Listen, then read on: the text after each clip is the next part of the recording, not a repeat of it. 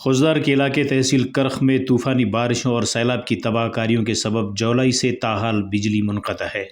خوزدار اور گرد و نواح میں ہونے والی طوفانی بارشوں کے سبب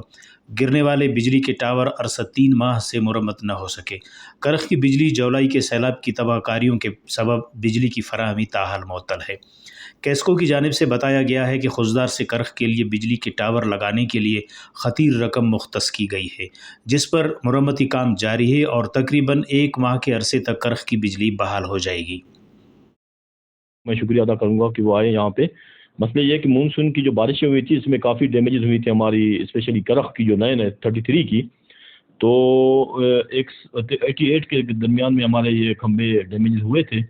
تو یکدم ان کو ارینج کرنا اور اس کو جو ہے نا انسٹالیشن اور اس کو بجلی کو اسٹارٹ کرنا یہ ہمارے بس کی بات نہیں تھی، جس پہ ہم نے اس کا ری سروے کر کے ری روٹ کر کے دوبارہ ہم نے جو ہے اس کی سروے کر کے اس کا اسٹیمیٹ بنا دیا تقریباً 3 کروڑ 88 لاکھ کا، کیونکہ ہمارا سی او صاحب کا جو ایک پاور ہوتا ہے وہ تقریباً 2 کروڑ کا ہوتا ہے، تو یہ ہماری جو فائل تھی وہ بی او ڈی کے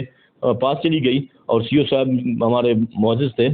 بڑی مہربانی اس کی کہ اس نے اس کا فوراً حل نکال کے اس کو اپروول اس نے دے دی 3 کروڑ 88 کی، اور آج سے ہمارے بندے وہاں پہنچ گئے ہیں، سائٹ پہ کام بھی ان کا سٹارٹ ہو گیا ہے، تو انشاءاللہ العظیم 1 مہینے کے اندر ہماری کرخ کی لین جو ہے وہ سٹارٹ ہو جائے گی۔